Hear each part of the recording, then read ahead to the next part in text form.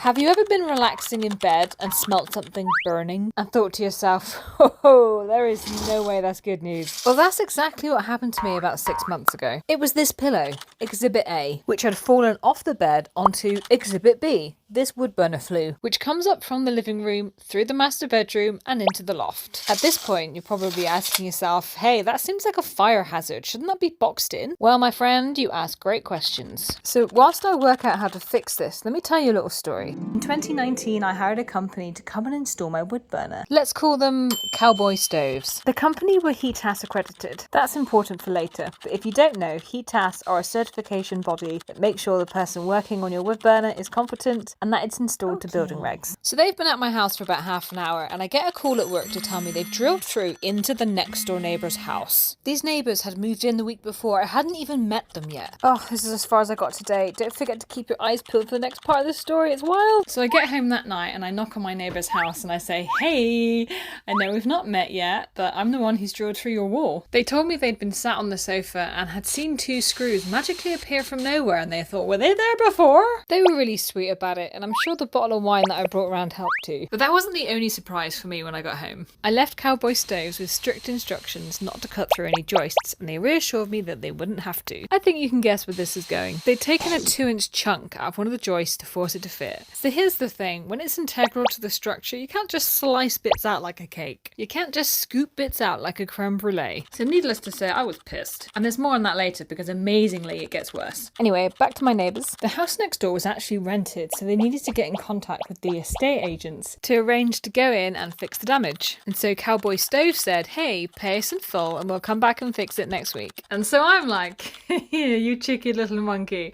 No, we're not doing that. I'm still building this, so tune in for the next part. The phone rings and it's the estate agent. At this point, me and Greenwoods are proper besties. We'd been chatting on the regular because this was the 3rd time that Cowboy Stoves had lied about doing the work so they could get paid. But that wasn't their only hurdle. They had a huge snagging list they had to get through before the job was finished. They needed to install a carbon monoxide alarm before it could be signed off, replace a paintbrush that they'd stolen, remove forgotten tools and waste, fix a cable they'd broken, fix a hole they'd made in my ceiling that they'd tried to hide with a spray can full of white paint. I guess they hoped I wouldn't notice the 2-inch patch of glossy paint on the matte ceiling gleaming with the brightness of 1,000 suns. There was more, but you get the gist. It was 2 weeks before they realised they'd met their match, they did the work, and then I paid them. I left an honest review on Trustpilot and invited people to make up their own minds about whether they wanted to work with this company based on my experience. I thought that's the last I would see of them, but little did I know that things were about to get even more interesting.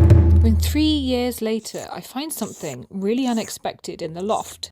One night in 2022, I was awakened to the sound of dripping coming from my loft. So I thought I'd investigate. I discovered a broken tile where my wood burner had been installed. The batten supporting the tile had been removed, which is why it eventually cracked and started to leak. So I guess that explains the drip, but that wasn't the worst thing I saw. Cowboy Stoves removed this beam to fit the wood burner, which isn't a problem as long as it's properly supported, which it wasn't. But that also wasn't the worst thing. The beam they'd removed was one that the chimney stack had been resting on, and that was a problem, especially when you learn that this chimney stack sits just here, right above my head. I got that problem addressed right away, even though the loft is such a tight squeeze. But it did make me wonder, if they were willing to do work so unsafe even a layperson could tell, what else could be wrong with it? Shortly before the dripping incident, a pillow had fallen against it and almost caught on fire. I decided to make a complaint to HETAS. If something was wrong, Cowboy Stoves would be obliged to come back and repair it. I was curious if anyone else had had a problem with them, so with trepidation I put their name into Google and pressed search. I remember the day I learned, if you don't want to know something, don't Google it. In the 3 years since I'd left my bad review for Cowboy Stoves, another 17 had appeared. And the reason they were all red is because they are spicy. But here's the hottest tea. I had a follower DM me a few days ago because they could tell they'd had the same company and I've never even mentioned their name. Imagine producing a standard of work so bad that it causes strangers to bond over it. Anyway, let's go back to the Google search. I'd now realised this wasn't a one-off. So I lodged a formal complaint and HETAS told them, you've got to go and fix that. The person who'd actually installed my wood burner was no longer at the company. The company was now just the owner. I was told he'd been taking great strides to repair the work of the former installer. So I thought I'd give them the benefit of the doubt. And if you're currently screaming at your phone for me not to, you're very wise. We played cat and mouse for a number of months where he would pretend that he'd come over but no one was in. Heatas told him, you have to fix this. And I told him, I'll take you to court if you don't. So finally he arranged a time. An hour before he was due, he sent me a text with a photo attached. So I open it. The text says he's been in a serious car accident and forwarded a photo of a white van with a ding in the side. But we all know the fable of the boy who cried wolf. To be fair, he probably did get whiplash trying to dodge his problems. He said he'd let me know when he was fit enough to come round, but as you can imagine, he never did. We all know who the villain is in this story, but we've not talked about the heroes. It was now coming into winter and I wanted to start using my wood burner. I sent an appeal to the 700,000 of you that follow DIY with Emma for recommendations of people you trust, and you helped me find them. I had 2 independent Heatas engineers come round to review my wood burner and tell me what needed to be done to get it up to regulations, including making sure there was sufficient clearance to any plasterboard or combustibles. They told me what materials I should use, that it needed an inspection hatch, and they helped me make some other minor adjustments. Cowboy Stoves got away without making reparations, and all I could do was email Heatas to tell them. I figured that would be the end of it, but that was before I got their reply. My phone pings to tell me that I have a new email. I can see it's from Heatas. After nearly 4 years of dealing with Cowboy Stoves, I was excited to finally put this saga behind me, but I couldn't shift the feeling of disappointment that they've gotten away without repairing their bad work. I'd left them a bad review on Trustpilot and I'd reported them to Heatas, and that was really all I could do. I took a big sigh and I opened the email. They told me they were pleased that the works had been completed, but were naturally disappointed that it had come at my own expense. And I agree with this sentiment. After all, the wood burner being safe is what matters to me the most. But it's what they said next that caught my attention. Cowboy Stoves had their registration with Heatas revoked. Heatas had built a sufficient enough evidence base that they were able to do this. Oh,